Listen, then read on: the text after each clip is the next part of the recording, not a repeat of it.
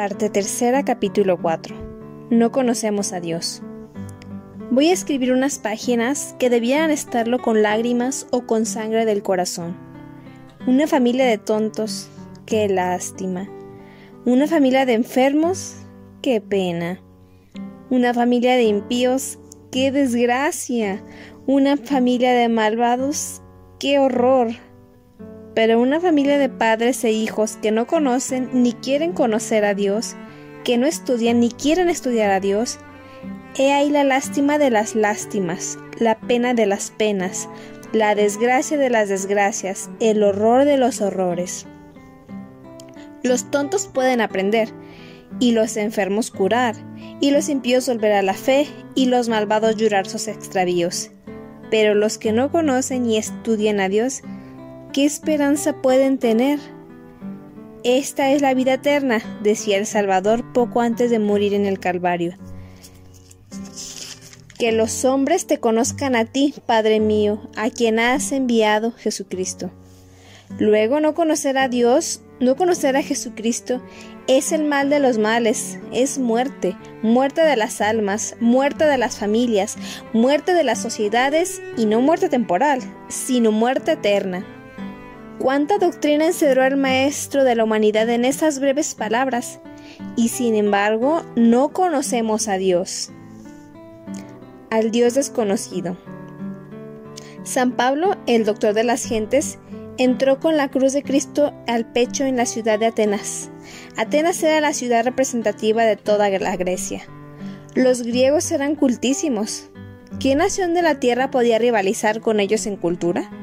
Sus poetas se llamaron Homero, Píndaro y Sófocles. Sus artistas, Zeuxis, Praxíteles. Sus legisladores, Licurgo y Solón. Sus filósofos, Platón y Aristóteles. Los atenienses eran poderosos. Desde su rincón de tierra habían dominado el mundo. Sus ejércitos, capitaneados por los Temístocles y los Pericles, habían subyugado 100 naciones. Los atenienses eran supersticiosos. En templos, plazas, circos y baños tenían estatuas y altares a todas las falsas divinidades que entonces adoraban los hombres. Pero había un templo en cuyo frontispicio el apóstol leyó esta inscripción: Ignoto Deo, al Dios desconocido. Es decir, que los atenienses tenían sabiduría, poder y hasta falsa religión, pero les faltaba lo principal: no conocían al verdadero Dios. ¿Lo conocemos nosotros? ¿Lo conocen nuestros niños? ¿Lo conocen nuestros jóvenes? ¿Lo conocen nuestros padres? ¿Lo conocen nuestros ancianos? ¿Lo conocen nuestros obreros? ¿Lo conocen nuestros artistas? ¿Lo conocen nuestros mendigos? ¿Lo conocen nuestros millonarios? ¿Veis ese ídolo de oro ante el cual caen de rodillas innumerables muchedumbres? Es el ídolo de la riqueza. ¿Veis ese otro ídolo de carne que contempla a sus pies rendidos, más adoradores que gotas tiene el océano y arenas de inmensidad de la playa? Es el ídolo del placer. ¿Veis aquel ídolo que empuña un cetro y ciñe corona de flores y alrededor del cual se apiñan las gentes para mendigar su protección? Ese es el ídolo de la gloria. ¿Veis esa multitud de idolillos de carne y hueso, y en torno de los cuales se humillan, se abaten, se anonadan como esclavos, como gusanos, esas catervas envilecidas de seres racionales? Son los ricos, los poderosos, los afortunados, los que visten seda, los que arrastran coche, los que habitan palacios, los que cuentan millones. ¿Veis ese Dios cuyos mandamientos son despreciados? ¿Veis ese Dios cuyo nombre solo se pronuncia para injuriarlo y blasfemarlo? ¿Veis ese Dios que vive en esa pobre y solitaria ermita, sin más compañía que las arañas de los rincones, sin más lujo que la débil luz de la lamparilla que arde en su altar?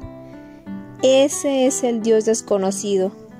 Pero aún hay otra cosa más triste, más lastimosa, más espeluznante, y es que no queremos conocer a Dios. Supina ignorancia.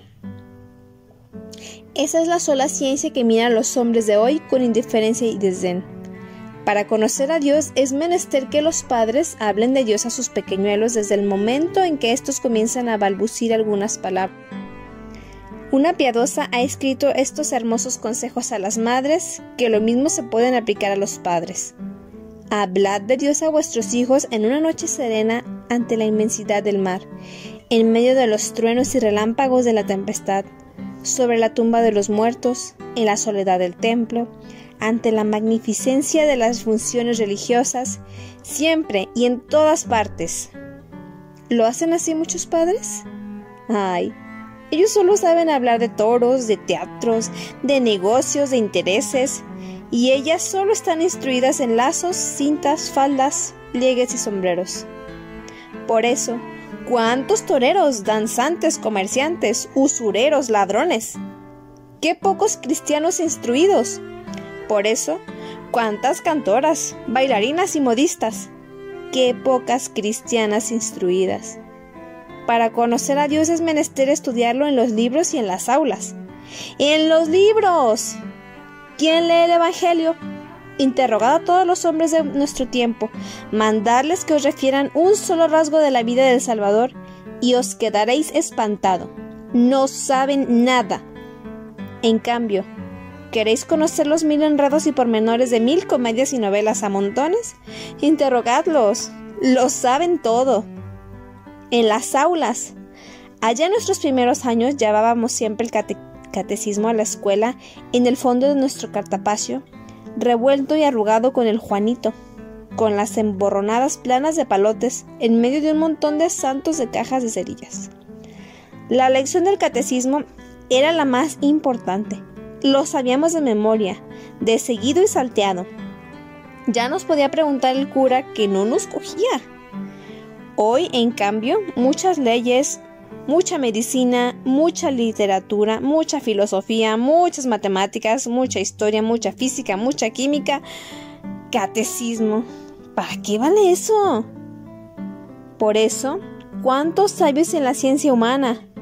Por eso, ¿cuántos tontos en la ciencia divina? Y cuántas tontas también, aunque sepan bordar, cantar, tocar y pintar. Para conocer a Dios es menester acudir al templo y oír la predicación evangélica, la explicación de la palabra divina. Ahora bien, ¿quién acude? Yo tengo que ir al taller, y yo a la fábrica, y yo a la oficina, y yo al campo. Yo tengo hijos y yo muchos negocios.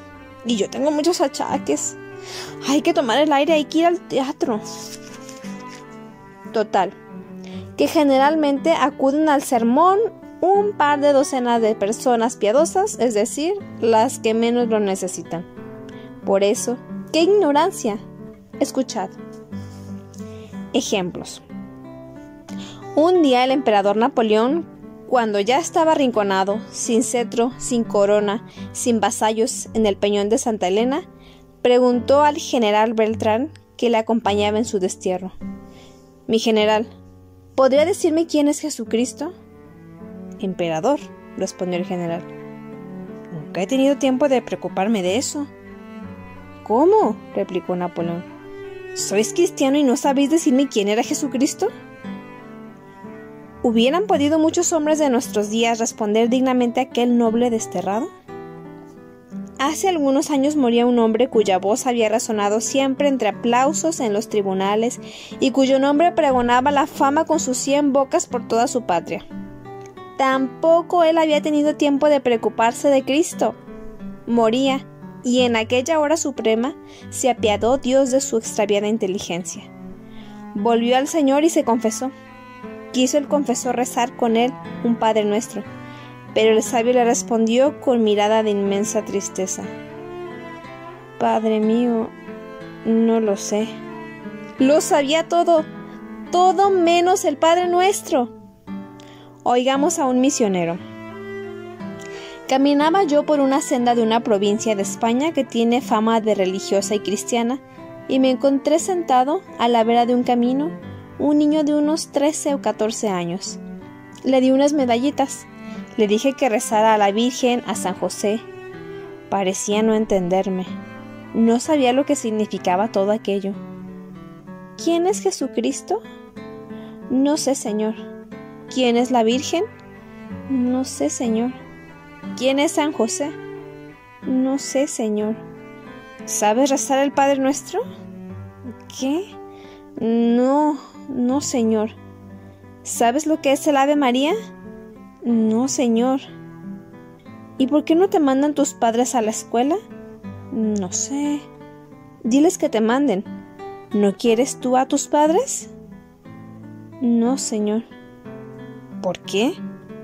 Porque no hacen más que pegarme. Y como este niño, ¿cuántos? Amigo, preguntó un sacerdote a un joven minero que parecía bondadoso y bien inclinado, ¿conoces a Jesucristo? Nunca has visto a ese señor por estas minas, respondió sencillamente el desgraciado. Y como este joven, ¿cuántos? Buena mujer, interrogaba un misionero a una vieja que ya estaba a 2 de la tumba. ¿Quién está en la hostia consagrada? En esa hostia que está en el sagrario, en esa hostia que recibes cuando comulgas. ¿Quién está allí? Y la infeliz vieja, después de haber meditado mucho la respuesta, contestó: Adán. Y como esta vieja, ¿cuántas? ¡Ay, Dios mío! Los hombres no os conocen, no quieren conoceros. Padres, ¿conocen vuestros hijos a Dios? ¿Saben bien el catecismo?